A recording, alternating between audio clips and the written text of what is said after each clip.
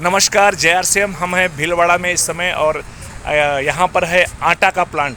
RCM में आटा किस तरीके से बनता है ये हम सभी लोग देखेंगे। जी सर। हाँ जी सर, बताइए प्लीज़। गेहूं से आटे का मतलब गेहूं को पिसवाओ और आटा, यानी पहली stage and second, first and last. RCM का प्रोसेस इस तरह से होके यहाँ पे आता है। सबसे हाँ जी बता रहा हूँ सर। इसमें दो प्रकार की इम्प्योरिटी होती है, एक तो ऑर्गेनिक इम्प्योरिटी और नॉन ऑर्गेनिक। ऑर्गेनिक इम्प्योरिटी में जिसके पौधे के जो टुकड़े वगैरह आ जाते हैं, कच्चे गेहूँ आ जाते हैं, इसकी जो बाली की जो हश्क वगैरह होती है, इसके तने के टुकड़े, और इस प्रोसेस को साफ करने में तो जो डस्ट निकलती है वो निकल जाती है। अब आता है आपका नॉन ऑर्गेनिक इम्प्योरिटी, इसमें कंकर पत्थर है, ये मशीन के द्वारा अलग कर लिए जाते हैं। इतना सब कुछ करने के बाद एक जो मडबोल होती है वो इस प्रोसेस से दूर नहीं होती है, क्योंकि जो मडबोल की डेंसिटी होती है वो गेहूं के बराबर होती है, तो मशीनें उसको क्या एक्सेप्ट कर लेती है, उसको रिमूव नहीं कर पाती है। उसको निकालने के लिए मडबोल का स्ट्रक्चर चेंज करना पड़ता है, यानी गेहूं की रब करके वो सॉफ्ट मडबोल का डस्ट बना के उसको अलग से निकाल लिया जाता है। अब आपका पूरी तरह से गेहूँ साफ़ हो गया, लेकिन गेहूँ के बीच में आपने एक डीप लाइन देखी होगी, उस डीप लाइन में जो मडबोल की जो डस्ट का पाउडर है वो इस प्रकार से आके उसमें अटक जाता है। इसको साफ करने के लिए हम गेहूँ को एक नीडल मशीन में डालते हैं। नीडल मशीन में जब घूमता है और घूमने के बाद में नीडल इसको यहाँ से स्क्रैच करके ये इस प्रकार का पाउडर अलग से निकाल ली जाती है। दोनों में कलर डिफरेंस इसीलिए है, ये मडबोल की डस्ट का कलर है और ये कलर जो है वहाँ से स्क्रैच किया हुआ है। आपका गेहूँ पूरी तरह से साफ हो गया, पूरी तरह से साफ हो गया। लेकिन गेहूँ आपका कहाँ पे था? सर प्लीज़ आपको एक मिनट रुकना चाहेंगे। जो आपने ये बताया, ये थोड़ा सा इसको डिफिनेशन अच्छे से बता दीजिए। ये जो है हम निकाल नहीं पाते हैं दूसरी कंपनी में। ये निकालने के लिए, क्योंकि ये फंसा हुआ होता है, गेहूं की जो डीप लाइन होती है वहाँ पे ये डस्ट फंस जाती है। जी समझ गया। जो गेहूं के अंदर जो नाली जैसी होती है उस नाली में डस्ट फंसा होता है। जी फंस जाती है। जी जी। तो वहाँ से मशीन से नहीं निकल पाती है। जी जी। तो एक उसके लिए दूसरी नीडल मशीन काम में लेते हैं। नीडल मशीन में लाखों नीडल होती है, वहाँ से गेहूं जब रोटेट होगा तो जब भी नीडल के संपर्क में कोई गेहूं आएगा तो नीडल उसको यहाँ से स्क्रैच करके ये निकाल देगी। ये कलर डिफरेंस इसीलिए है, ये मडबोल की डस्ट का कलर है और ये कलर है स्क्रैच किया हुआ, तो इसीलिए इसमें हल्का सा गेहूं का कलर आ गया। ठीक है जी। Yes sir. अब आपका गेहूं पूरी तरह से साफ हो गया, लेकिन गेहूं आपका स्टोर कहाँ था? गोडाउन में, वेयर हाउस में, जी, किसान के घर में, व्यापारी के घर में, इसी जगह पे तो था, मंडियों में, वहीं पे तो स्टोर था। तो वहाँ पे किसी ने चूहों की चौकीदारी की क्या? कोई चौकीदारी नहीं। तो चूहे ने अपनी गंदगी कहाँ फैलाई? गेहूं के अंदर, गेहूं के ऊपर। जी। वहाँ से कोई पक्षी आया, उसने गेहूं उठाया और बीट कर गया, गंदगी कहाँ गई? गेहूं पर। कोई भी श्रमिक गया, कोई काम करने वाला आदमी गया तो जूते पहन के जाएगा, जूते खोल के जाएगा, जूते पहन के जाएगा। तो गली मोहल्ले की गंदगी जूते में होती है, वो कहाँ पे जाएगी? गेहूं पे।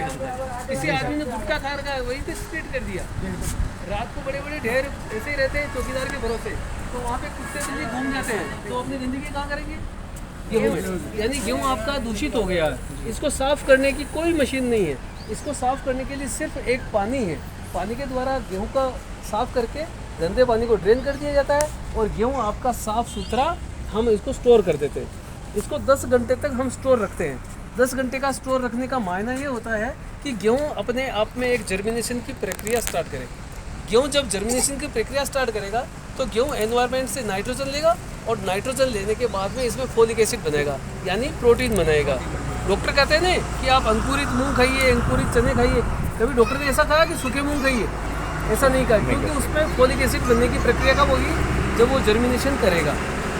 तो गेहूं को भी हम इसी प्रकार से 10 घंटे तक स्टोर करते हैं। उसके बाद में गेहूं को ग्राइंडिंग के लिए ये जो आपका स्टोन नज़र आ रहा है, ये स्टोन पीसने का है। ये टॉप है और ये है बॉटम।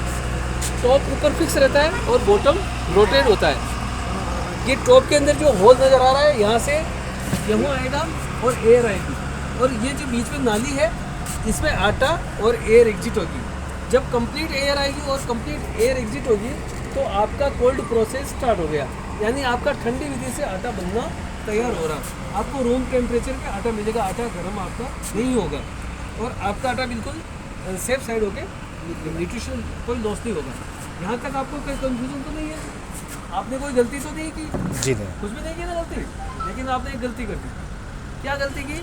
अब देखिए, आप ये स्टोन पे आपका ये नज़र आ रहा है छोटे छोटे खड्डे, जी खड्डे नज़र आए, इसका मतलब ये घिसा है, पत्थर घिसा है। ये जब रबिंग हुई तो पत्थर घिसा है, तो इसकी घिसावट कहाँ गई? आटे में गई आटे के अंदर। जी, अब उस आटे की घिसावट को निकालो आप। नहीं निकाल सकते। नहीं निकाल सकते। निकालनी पड़ेगी ना, इतना साफ किया तो उसको इसकी घिसावट को निकालनी पड़ेगी। वापस आप इस स्टोन पे आ जाइए, वापस इस स्टोन पे आ जाइए। ये जो स्टोन आपको नजर आ रहा है, ये स्टोन नहीं हो कि एक सैंड है, ये सैंड से बना हुआ, देख लीजिए आप। रेत से, कौन सी रेत? आयरन कोटेड रेत। आयरन कोटेड रेत को सेलेक्ट करते हैं पहले कि भाई ये आयरन कोटेड है कि नहीं है। उसी रेत को सेलेक्ट करते हैं और उसी रेत को कंप्रेस करके ये इस प्रकार की शेप देके इसको पत्थर बनाते हैं। अब यदि आयरन कोटेड है तो इसकी डस्ट भी तो आयरन कोटेड होगी जी, उसमें आयरन की मात्रा होगी। और यदि किसी डस्ट में आयरन की मात्रा है तो उसको सेपरेट करने का सबसे अच्छा तरीका है मैग्नेट। मैग्नेट क्या करेगा? इसकी डस्ट को खींच के अलग रख लेगा। तो यहाँ से जो आटा निकलता है हम उसको न्यूमेटिक सिस्टम से ऊपर ले जाते हैं और ऊपर ले जाने के बाद में बीच में उसको मैग्नेट मिलता है। हवा से जब आटा ऊपर जाएगा तो आटे का एक एक पार्टिकल अलग होके जाएगा और इसका भी एक एक पार्टिकल अलग होके आटे के साथ ही जाएगा। बीच में मैग्नेट मिलेगा तो मैग्नेट क्या करेगा?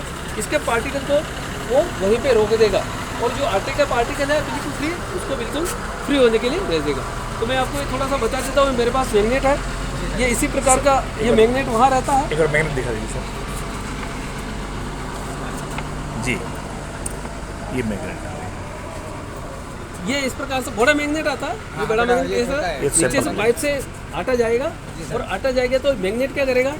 इसकी डस्ट को तो यही रोक लेगा और जिसमें इसका डस्ट का इफेक्ट नहीं उसको फ्री करके छोड़ देगा। तो ये जो फ्री किया हुआ है इसमें मैग्नेट ने इसको नहीं रोका, तो इसको देख लेते हैं क्यों नहीं रोका। यानी इसमें कुछ भी नहीं है, कुछ भी नहीं, तो मैग्नेट ने इसको नहीं रोका है। और इसमें डाल के देखते हैं, इसको रोका था मैग्नेट ने, तो इसमें भी हम देख लेते हैं क्यों रोका।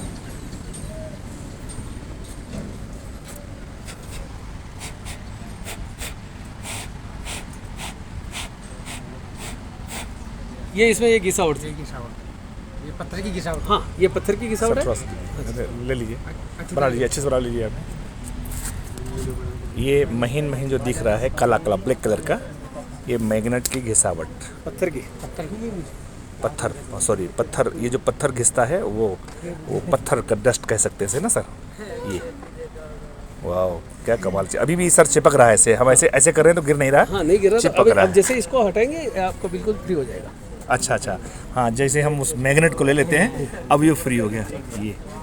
ये वो काला डस्ट जो पत्थर के साथ घिस गया था, ये कौन अलग करके देगा हमको? ये तो सिर्फ आरसीएम ही दे सकता है, ऐसा है ना सर? सर ऐसे इतनी सफाई करके कोई हमें देगा क्या बाजार में? हम सोच सकते हैं क्या? बाजार में तो कितना कचरा मिला रहे हैं, ये हम सब जानते हैं, कौन ऐसा जो नहीं जानता? हर कोई जानते हैं। तो सर एक बार सभी लोग बोलेंगे एक बार, जय आरसीएम, जय आरसीएम। थैंक यू सर, बहुत बहुत धन्यवाद, आपने बहुत अच्छी जानकारी दी। Thank you sir.